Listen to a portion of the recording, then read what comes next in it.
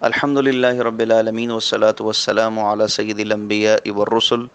وعلی خاتم النبیین وعلی آلہ واصحابہ اجمعین اما بعد۔ قربانی کے جانور کے اندر کچھ اوصاف کا اور عمروں کا تعین ہونا یا کرنا وہ ضروری ہے۔ اگر جو حضور صلی اللہ علیہ وسلم نے عمریں بتائی ہیں وہ نہیں ہوں گی تو قربانی کا جانور وہ ذبح تو اس کا حلال ہو جائے گا، اس کو کھانا اس کو سب کچھ جائز ہو جائے گا، لیکن وہ قربانی کے طور پر قربانی کے جو وجوب ہے اس کو ادا کرنے کی صلاحیت نہیں رکھے گا۔ اس میں جو کچھ جانور بڑے ہیں کچھ چھوٹے ہیں جن کے بارے میں اللہ کے نبی نے فرمایا ہے، اس میں شرط یہ ہے کہ وہ پالتو جانور ہونا چاہیے، ورنہ بہت سارے جانور ایسے ہیں کہ جو جنگلوں میں پلتے ہیں لیکن وہ جائز نہیں ہے، جیسے کہ نیل گائے اور یہ تو پالتو جانور ہو، مانوس ہو۔ اس میں بڑا اونٹ ہے، اونٹ کے اندر 5 سال کا ہونا ضروری ہے، یعنی 5 سال اس کے پورے ہو چکے ہوں اور وہ چھٹے سال میں پڑ چکا ہو۔ اور جو گائے بھینس اور بیل یہ جو جانور ہیں ان کے اندر 2 سال کا ہونا ضروری ہے۔ اور جو بکری بھیڑ دمبا بکرا ان کے اندر یہ چھوٹے جانور ہیں، ان کے اندر 1 سال کا ہونا ضروری ہو، اور یہ 1 سال مکمل ہو چکا ہو اور وہ پڑ چکے ہوں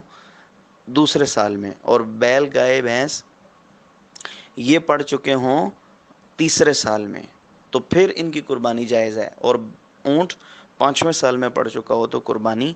چھٹے سال میں پڑ چکا ہو تو قربانی اس کی جائز ہے۔ اگر ایک دن مثال کے طور پر اگر قربانی کے دوسرے دن یا تیسرے دن ان کی تاریخ پوری ہو رہی ہے ان کی عمروں کی، یعنی دوسرے سال میں بیل پڑ چکا ہو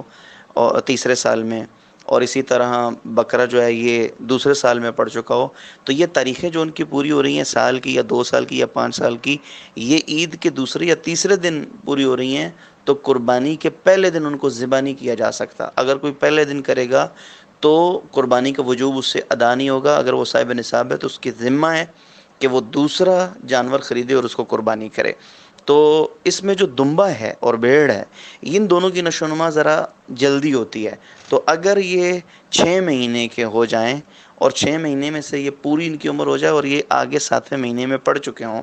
اور ان کی جسامت اتنی بڑی ہے کہ اگر ان کو سال والوں کے ساتھ کھڑا کیا جائے تو یہ سال والے کے برابر نظر آئیں تو پھر ان کی قربانی کرنا جائز ہے، ان کی قربانی ہو جائے گی کیونکہ ان کی نشو و نما اور جسامت بڑی ہوتی ہے۔ لیکن اگر 5 سال کا ہو تو پھر اگر سال والوں کے ساتھ لگے تو یہ حدیث میں اتنا نہیں آیا، لہٰذا اگر کوئی 5